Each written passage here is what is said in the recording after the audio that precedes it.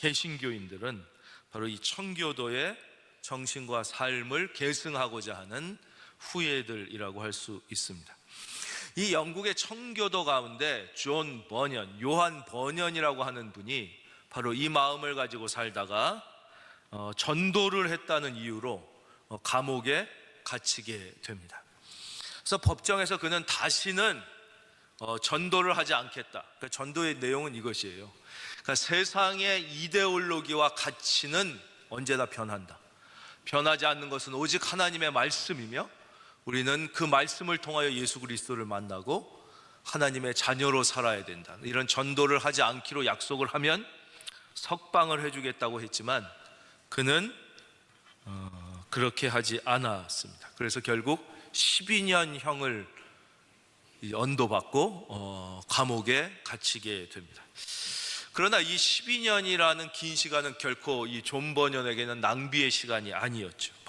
바로 이 12년 동안 감옥에서 이 존 버년은 철로 역정이라는, 우리가 잘 아는 필그림스 프로그레스, 철로 역정이라는 시대의 역작을 집필하게 됩니다. 이 책은 1678년에 이제 런던에서 출판됐는데, 출판되자마자 영국은 물론이고 전 세계적인 이제 베스트셀러가 되게 됩니다. 이 책의 내용은 아주 단순합니다.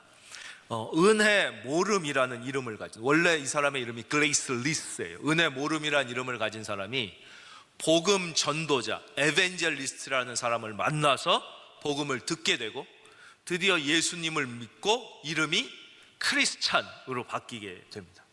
그리고 크리스찬이 된 이 사람이 이제 인생의 여정을 한 걸음 한 걸음 걸어가며 천국에 다다를 때까지 더 성숙한 그리스도인으로 성장해 가는 이야기를 그리고 있습니다. 이게 1부예요. 철로역정 1부고 2부로 되어 있는데, 2부는 이 크리스찬이라는 사람의 아내, 그 사람의 이름이 크리스티나예요.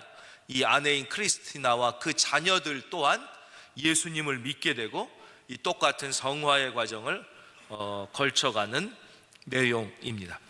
이 철로역정이라는 책이 우리나라에 번역된 것은 1895년 제임스 게일이라는 캐나다에서 온 선교사님이, 그때 우리나라에 성경이 온전히 번역되지 않았을 때예요. 쪽복음만 있을 때, 그러니까 마가복음이 있고 이렇게 성경이 부분적으로만 번역되었을 때 어떻게 이 조선 사람들에게 이 성경의 진리를 보다 쉽고 재밌게 전해줄 수 있을까 고민하다가 이 철로역정이라는 책을 번역하게 됩니다. 이 번역된 철로역정을 읽고 제일 먼저 그리스도인이 된 사람 중에 한 분이 우리가 잘 아는 길선주 목사님이십니다. 이분은 3.1운동의 민족대표 33인 가운데 한 분이었고 아주 유명한 부흥사셨고 특별히 요한계시록에 있어서 당대 최고의 설교가였습니다. 그리고 몇 년 후 그 당시 기울어져가는 조국을 염려하며 일제에 항거하던 몇 명의 뜻있는 젊은이들이 감옥에, 한성 감옥에, 서울 감옥에 갇히게 됩니다. 그 중에 한 청년이 이제 편지를 쓰게 돼요. 이 청년은 이제 517일 동안 감옥에 갇혀 있으면서 매일매일 이제 일기도 써요. 그래서 그게 이제 옥중 일기로 지금 남아 있는데 그 청년의 이름이 무엇인지는 조금 뒤에 말씀해 드리겠습니다. 이 청년이 많은 편지를 씁니다. 우리가 이 속에서 시간을 낭비할 수 없으니 우리가 이 속에서 읽을 수 있는 책을 좀 보내주십시오. 이렇게. 그 편지를 받은 한 선교사님이 이 감옥 안에 드디어 쪽복음인 성경과 이 번역된 철로역정을 넣어주게 되는 것이죠. 그래서 이 청년들이 이 철로역정과 쪽복음을 읽고 이제 예수님을 믿고 변화되게 됩니다. 그래서 그들은 마음속에 비전을 갖게 되는데 그 비전이 세 가지예요. 첫째는 민주화, 둘째는 산업화, 셋째는 복음화라는 비전을 갖게 됩니다. 그 청년 중에 우리가 잘 아는 분이 바로 독립운동가 월남 이상제, 그리고 대한민국의 초대 대통령 우남 이승만 같은 분이었죠. 그 517일 동안 일기를 쓰고 그 편지를 썼던 주인공이 바로 이승만 박사였습니다. 그래서 이분들은 그 꿈을 가지고, 그래서 대한민국 헌법에는 1조 1항이 뭐예요? 대한민국은 민주공화국이다 이렇게 되어 있습니다. 바로 믿음의 사람들이 제일 먼저 꿈꿨던 비전이 바로 민주화였고, 또 그래서 이제 왕정이 무너진 거죠. 산업화였고 복음화였습니다. 우리가 뭐 다 이 나라가 완전하진 않지만 하나님들이 이분들의 비전과 기도에 응답해 주셔서 우리나라가 오늘 이 자리까지 오게 된 것이죠.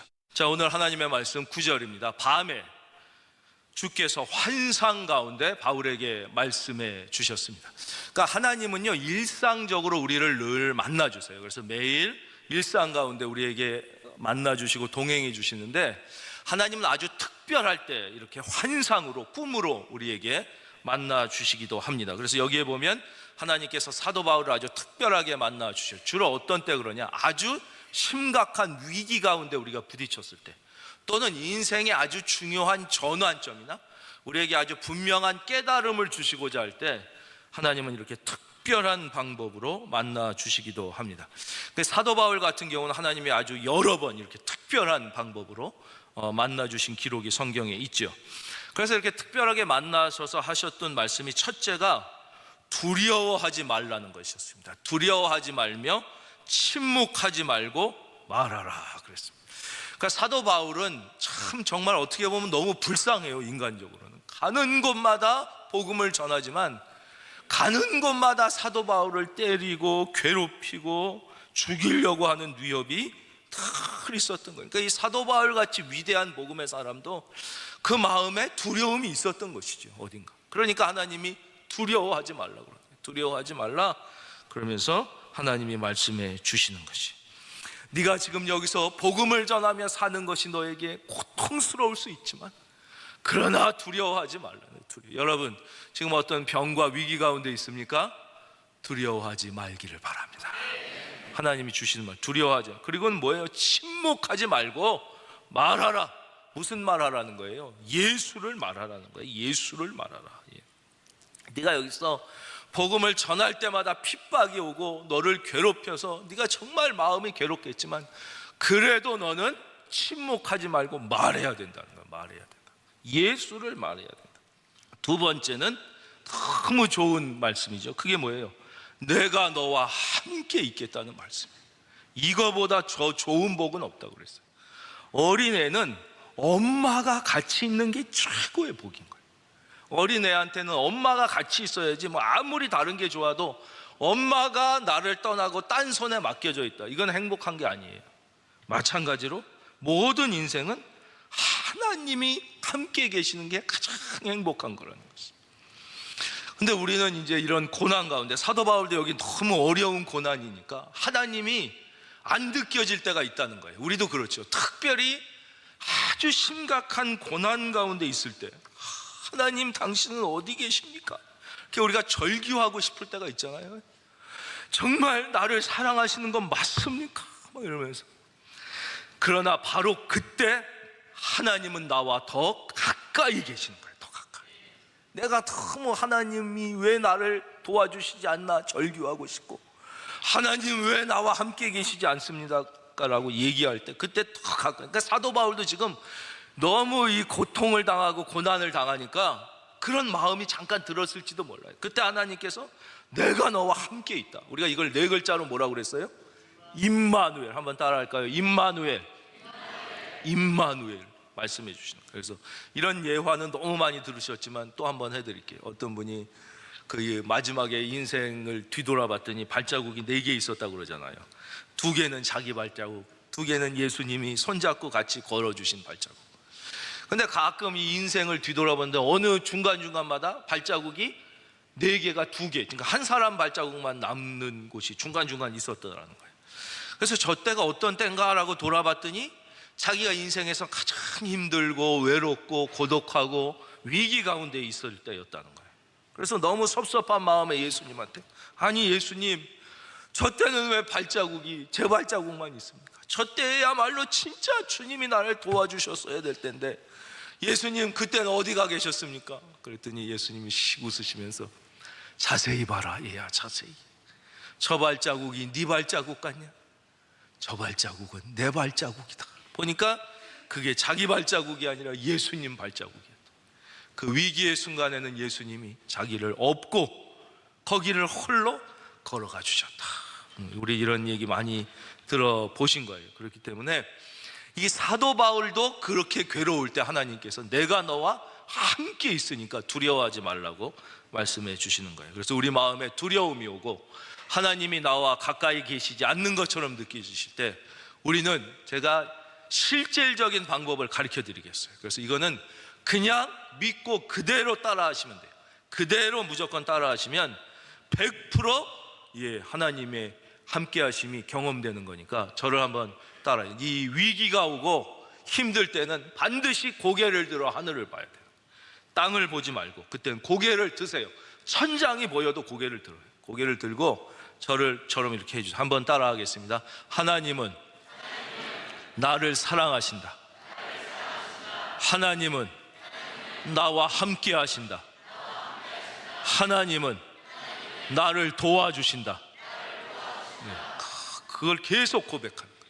그러면 하나님이 나와 함께 하시면 우리가 강력하게 경험하게 됩니다. 여러분 안에 잠들었던 믿음의 부흥이 일어나기를 바랍니다. 10절, 내가 너와 함께 있음에 어떤 사람도 너를 대적하여 해롭게 할 자가 없을 것이니 이는 이 성중에 내 백성이 많음이라. 우리가 또 다시 한번 생각해 보고 싶은 말씀은 이 성중에 내 백성이 많다는 주님의 말씀이에요. 이건 무슨 뜻이냐면, 네가 볼 때 여기에 이 인간들이 다 패역하고 다 나를 떠나고 우상 숭배하고 너를 해코지 하는 것 같지만, 그럼에도 불구하고 이들은 마귀의 자식이 아니라 내 자식이다. 내 자식. 이 중에는 내가 포기할 수 없는, 절대 빼앗길 수 없는 내 자식이 여기에 많이 있다. 많이 있다. 그러니까 너는 절대 이들을 포기하지 말고 예수를, 복음을 전해야 된다. 여러분 가정에 혹시 아픈 자녀들이 있습니까? 여러분, 하나님이 말씀하시는 거예요. 그럼에도 불구하고 걔는 세상의 자식이 아니라 내 자식이다. 네가 포기하지 말고 입술을 열어 예수를 이야기하면 내가 반드시 건져낼 것이니라. 그 말씀 하시는 거예요. 네가 볼 때 이제 포기한 것 같고 죄다 막 우상 숭배하고 패역하고 다 지옥에 갈 자식처럼 보이냐? 아니다. 이 중에는 아직 나의 자녀들이 많고 나는 결단코 그들을 포기할 수 없다. 다른 말로 바꾸면 나는 그들을 마귀에게 줄 생각이 추호도 없다. 나는 반드시 그들을 구원하고 싶다. 이렇게 말씀하고 계시는 것이죠. 이게 우리가 잘 아는 그 목자가 99마리 양을 잘 우리에 남겨두고 그 한 마리를 찾아 나가는 그 목자의 심정이라는 거예요. 여러분, 사실 그 한 마리는 목자가 그렇게 찾아 나갈 만큼 가치 있는 게 아니에요. 그 시간을 딴 일을 해가지고 돈 주고 사면 그 시간에 일한 걸로 3마리 4마리도 더 살 수 있어요. 근데 왜 찾아 나섰느냐? 그게 하나님의 마음이라는 거예요. 그 하나를 돈으로 보지 않은 거예요. 그 하나 마리의 양을 그 생명으로 본 거예요. 나의 가족으로 봤기 때문에 그 경제적으로는 말이 안 되지만 다 포기하고 걔를 구하러 그 시간과 노력을 하며 위험을 무릅쓰고 목자가 간 거예요. 그런 하나님의 마음이 느껴져서 그 심정을 간 거예요. 사도 바울이 이때 그렇게 된 것이죠. 그래서 거기를 떠나지 않고 어떻게 해요? 11절, 1년 6개월을 머물게 된 것이죠. 자기는 너무 힘들고 빨리 떠나고 싶었지만 그 하나님의 마음이 느껴졌기 때문에 1년 6개월을 머물며 그들 가운데서 하나님의 말씀, 한번 따라하겠습니다. 하나님의 말씀. 그러니까 사도 바울이 딴 교회를 가리킨 게 아니라 하나님의 말씀을 가리켰다는 거예요. 1년 6개월. 이 사도 바울이 하나님의 마음을 느꼈던 것처럼 이 하나님의 마음을 느끼는 것을 우리는 철든 신앙인이라고 해요. 진짜 신앙인이라고 그러는 거예요. 찬송도 그런 게 있죠. 하나님의 꿈이 나의 비전이 되고 예수님의 인격이 나의 인격이 되고 성령님의 권능이 나의 능력이 되고 하나님의 마음. 저는 여러분도 사도 바울처럼 하나님의 심정을 느낄 수 있기를 바랍니다. 그 사람이 진정한 하나님의 사람인 것이죠. 하나님의 말씀을 느끼려면 어떻게 해야 돼요? 마음을 느끼려면 이제 말씀을 통해. 그러니까 성경은 뭐냐면 인간은 결코 창조자이신 하나님을 알 수가 없어요. 이분은 우리와 완전히 차원이 다른 존재예요. 그 하나님이 우리 인간인 우리가 알아들을 수 있는 언어로 우리에게 다가와 만나 주시는 것을 성경이라고 그러는 거예요. 성경은 무엇이냐? 인간이 도저히 인간의 머리로 알 수 없는 그 초월적이신 존재이신 하나님이 인간인 우리가 알아들을 수 있는 언어로 자기를 표현해서 우리를 만나 주시는 걸 뭐라 그런다고요? 성경이라고 그러는 거예요. 그래서 믿음은 어디서 나요? 들음에서 나며 들음은 예수 그리스도의 말씀으로 말미암는 거예요. 예수 그리스도, 바로 그게 말씀이에요. 그래서 따라하겠습니다. 성경은 하나님의 말씀입니다. 예. 그래서 이제 우리가 매삼주오라는 말 들어보셨죠? 우리 연세 드신, 그게 뭐예요? 매일 3장, 매삼, 주오, 주일 5장만 읽으면 1년이면 성경을 다 누구나 일독할 수 있다는 거예요. 근데 하나님의 말씀을 읽지 않으면서 우리가 하나님의 마음을 알고 그 뜻을 안다고 하는 것은 사실은 말이 안 되는 거라는 거예요. 그래서 이게 로버트 맥체인이라는 목사님이 한 거예요. 이분이 어마어마한 이 신앙의 유산을 이 땅에 남겼어요. 그래서 우리가 그 핸드폰으로 세상의 뉴스를 읽거나 TV로 세상의 뉴스를 듣는 시간에 절반만 굿 뉴스, 좋은 뉴스인 성경 매일 3장 읽는데 뭐 얼마나 걸리겠냐고요. 하면 1년이면 성경을 다 한 번씩 읽을 수 있는 거예요. 이 매삼주오를 제일 처음 얘기한 분이 로버트 맥체인이라는 분이에요. 이분은 23살에 영국 스코틀랜드에 있는 세인트 피터이라는 성 베드로 교회 담임 목사님이 되세요. 옛날에는 어렸을 때도 많이 되잖아요. 그리고 성경을 너무 사랑하셔서 이분이 한 거예요. 어떻게 하면 이 성도님들에게 하나님의 말씀은 성경을 쉽게 너무 부담감을 갖지 않고 읽게 해드릴까? 그리고 자기가 보니까 성경 전체가 1189장으로 되어 있습니다. 성경이 아시겠지만 구약이 39권, 신약이 27권, 그래서 총 66권이고요 장으로 치면 1189장이에요 그러니까 계산해 보면 1년이 365일이니까 매일 3장만 읽으면 얼추 1년이면 성경을 한번 다 읽겠는 거예요. 그런데 조금 모자라. 그래서 그러면 주일날은 2장 더 읽어서 5장 읽자. 그러면 1189가 넘어요. 예. 그렇게 해서 여러분 너무 성경 읽는 것을 부담스러워하지 말고 매일 3장만 읽고 주일날은 5장 읽고 찬송하십시오. 그러면 누구라도 다 1년의 성경을 한 번씩은, 그러니까 50살이면 최소한 성경 50번은 읽을 수 있는 거예요. 그래서 이분이 이제 그것을 남겨. 아주 단순한 것 같지만 그 신앙의 유산이 오늘날 대한민국까지 와가지고, 여러분도 어렸을 때 그런 얘기 교회에서 많이 들으셨잖아요. 매삼주오라고. 한번 따라 할까요? 매삼주오. 그런 어려운 것도 아니에요. 매일 3장만 읽으면 1년에 이 하나님의 말씀을 읽어야 우리는 하나님의 마음과 심정을 깨닫고 느끼게 되고, 그런 사람을 진짜 하나님의 사람이라고 한다는 거예요. 하나님의 사람. 여러분, 하나님의 심정을 가지고 예수를 침묵하지 말고 말하기를 바랍니다. 예수를 말해야 되는 거예요. 예수를. 딴 얘기가 예수를. 12절입니다. 갈리오가 아가야 총독되었을 때, 이 갈리오라는 사람을 잠깐 소개해드리고 이 본문으로 들어가야 이해가 쉽습니다. 아가야는 어디냐면 지금의 그리스 남부 지역을 얘기해요. 지금 그리스 남부에 펠로폰네소스 반도라는 곳이 있어요. 이곳이 아주 유명한 세계사적으로 3대 전쟁 중에 하나인 펠로폰네소스 전쟁이 일어났던 곳이에요. 우리로 치면 인천 상륙작전 같이 아주 이렇게 세계적으로 유명한 곳이에요. 그 펠로폰네소스 반도를 중심으로 한 그 지역을 아가야라고 해요. 이 아가야에 로마 황제가 파견한 총독이 있는데 그 사람 이름이 갈리오예요. 이름이 뭐라고요? 이 사람 이름을 왜 말씀드리냐면 이 사람이 세네카의 형제입니다. 세네카는 누구냐면 로마 시대의 아주 위대한 사상가이며 철학자, 현인이에요. 현인, 아주 지혜로운 사람이에요. 이 사람이 바로 네로 황제의 스승이었습니다. 그러니까 그 당시에 제일 똑똑하니까 황제의 스승을 맞죠. 그 전 황제인 클라우디오 시대 때도 스승이요. 근데 이제 네로가 말을 안 듣고, 그러니까 이분이 옳은 말을 하다가 결국 네로가 이 세네카를 죽이게 돼서 사형당. 그런데 이 갈리오도 그 형제가 다 뛰어났던 거예요. 아주 그냥 정치인이라고 그래서 막 권력에 중독된 사람이 아니라 아주 뛰어난 지혜와 판단력을 가지고 있었던 사람이, 그런 사람이, 그러니까 예수님을 인격적으로 만나지 못했지만 그런 사람들이 성경에 몇 명 나와요. 그렇죠? 예. 예를 들면은 사도 바울의 스승이었던 가말리엘 같은 사람. 이 사람은 아주 당대의 최고의 지식인이라 이 기독교인을 핍박할 때 이분이 나서서 얘기하잖아요. 핍박하지 마십시오.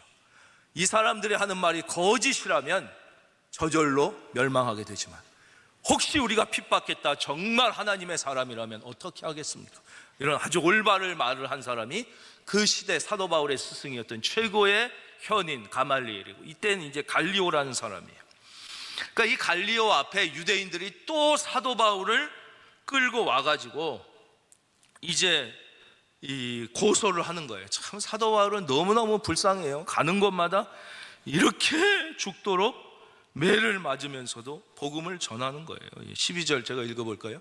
갈리오가 아가야 총독되었을 때 유대인이 일제히 일어나 바울을 대적하여 법적으로 데리고 가서 13절 말하되 이 사람이 율법을 어기면서 하나님을 경외하라고 사람들을 권한다, 이렇게 끌고 가서 고소를 했더니 이 갈리오가 세네카의 형제답게 아주 지혜로운 대답을 하게 됩니다. 이게 무엇입니까? 그게 14절 이하에 나옵니다. 바울이 입을 열고자 할 때 갈리오가 그 총독이에요. 유대인들에게 이르되 너희 유대인들아, 만일 이것이 무슨 부정한 일이나 불량한 행동이었으면 내가 너희 말을 들어주는 것이 옳거니와 15절 다 같이요, 시작. 언어와 명칭과 너희 법에 관한 것이면 너희가 스스로 처리하라. 나는 이러한 일에 재판장 되기를 원하지 아니하노라 하고. 이게 뭐예요? 종교는 종교고 정치는 정치다. 나는 정치의 법으로 종교 재판을 하지 않겠다는 위대한 선언이 나오는 것이죠. 이건 아주 위대한 선언입니다. 그러니까 종교와 정치와의 관계에는 어떤 것이 가장 하나님이 원하시는 관계인가 하는 거예요. 그게 이제 답이 여기에 나오죠. 때로는 이 교회가 세상의 위에 있을 때는 종교법이 정치를 지배했습니다. 바로 이제 교황시대, 중세시대가 다 그랬죠. 그래서 교황이 종교법을 가지고 세상을 지배하고 뭐 왕을 폐하기도 하고 막 쫓아내기도 하고 막 세우기도 하고 그랬었죠. 그렇게 되면 어떤 결과가 일어납니까? 반드시 종교가 썩게 돼 있습니다. 그러니까 종교가 어떠한 힘을 가지고 세상의 정치를 지배하고자 할 때 반드시 그 종교는 썩게 되고 결국 멸망하게 되는 거예요. 영혼을 살리지 못해요.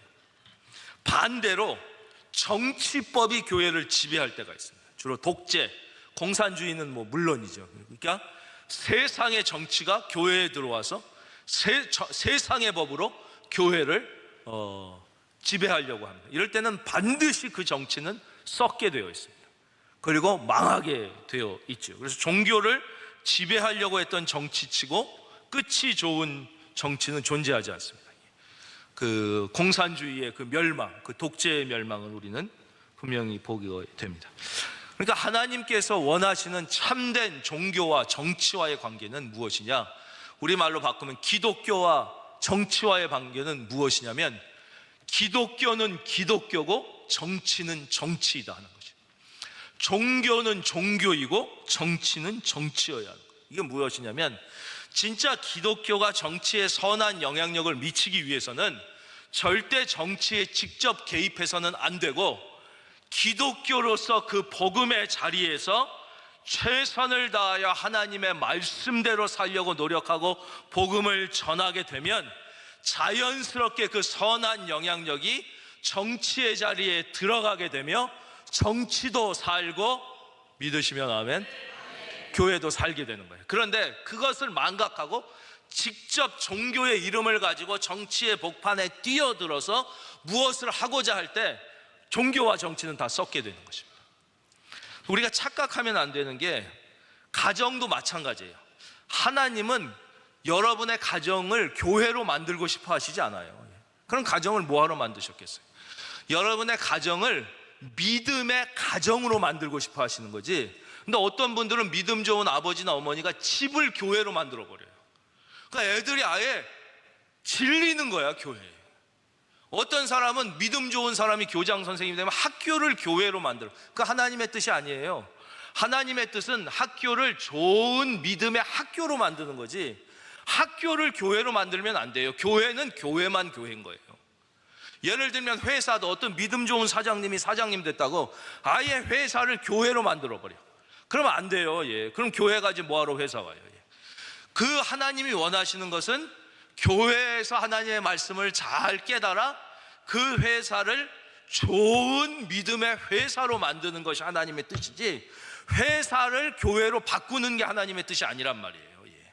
그렇기 때문에 저는 여러분의 모든 가정이 행복한 가정이 되기를 바랍니다. 그리고 16절, 그들을 법정에서 이제 쫓아내게 되는 것이죠. 근데 요즘에 한국 사회 가운데 보면 이렇게 교회 문제에 세상법이 막 들어오려고 하고, 또 그러는 문제가, 또 이제 교회가 신앙의 이름으로 현실 정치에 막 참여해가지고 좌지우지하려고 하는 일이 있는데, 그것은 성경적으로 볼 때 하나님의 올바른 뜻이 아니다 이렇게 생각되는 것이죠.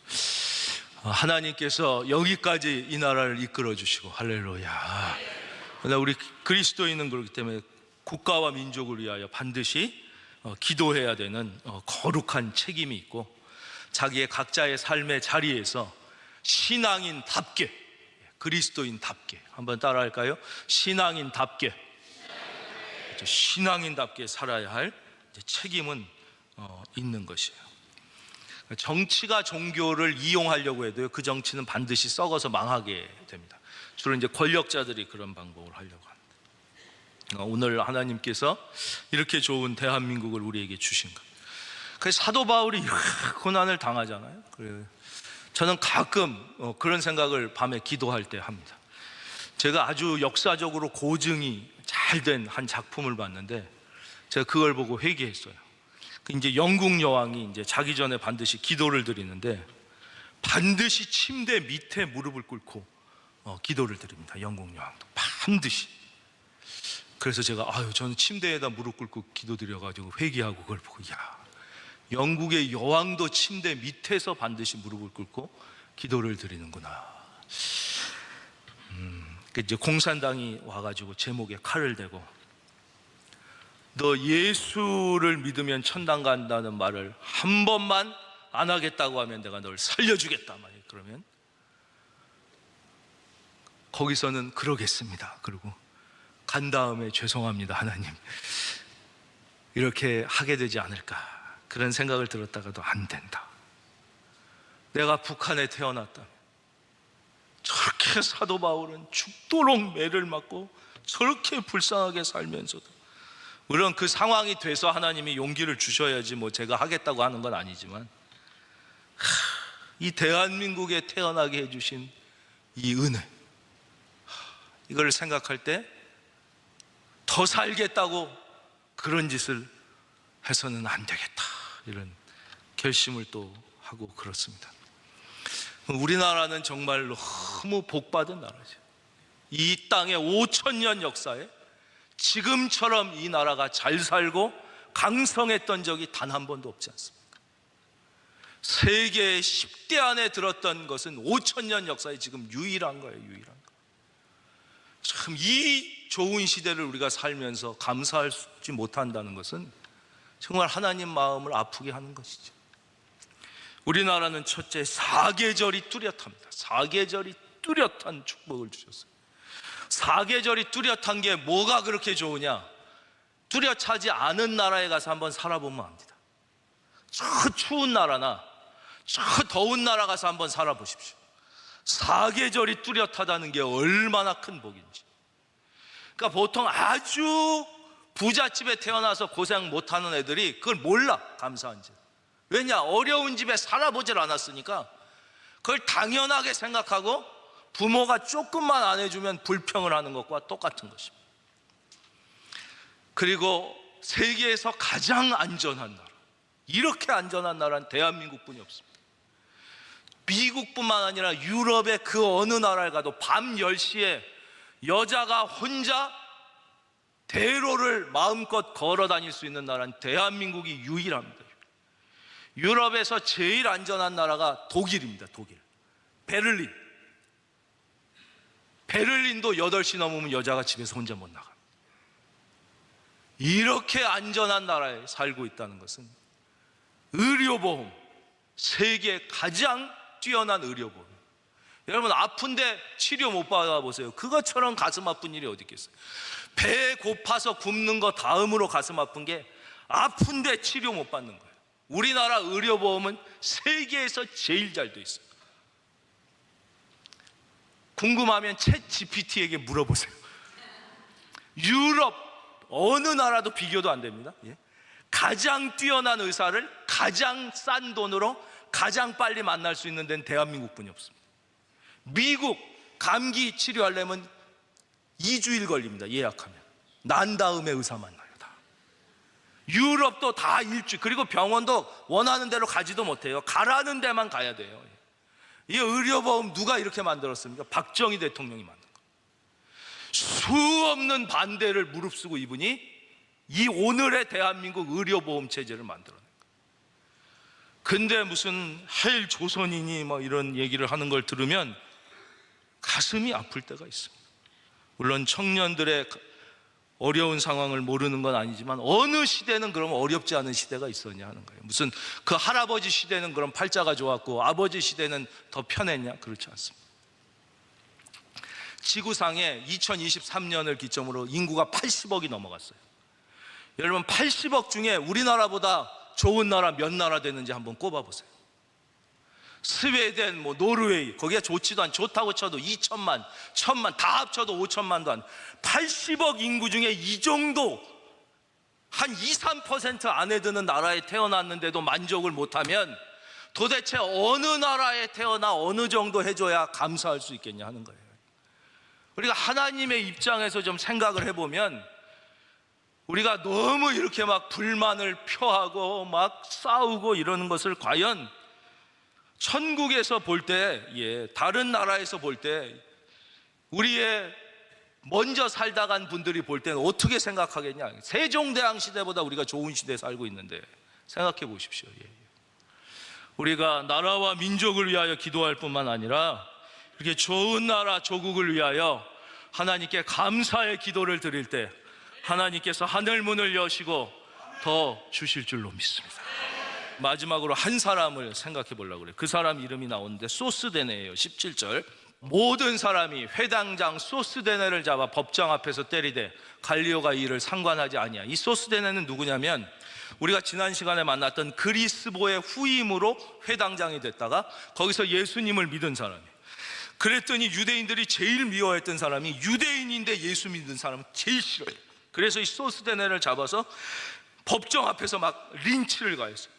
얼마나 속상하고 억울하겠습니까? 근데 바로 이분이 성경 다른 곳에 이름이 또 나와요. 하나님이 이분의 이름을 어디에 기록해 두느냐? 고린도전서 1장 1절에 기록해 주십니다. 그러면서 바로 바울의 형제 소스데네 이렇게 나오는 거예요. 그래서 주님이 뭐라고 그러셨어요? 의를 위하여 박해를 받는 자는 복이 있나니 그러셨어요. 그래서 여러분이 믿음으로 살다가 혹시 믿음 때문에 손해보는 일이 있고 믿음 때문에 억울한 일이 있다면 여러분 기뻐하고 즐거워하십시오. 하늘에서 여러분의 상이 큰 것입니다.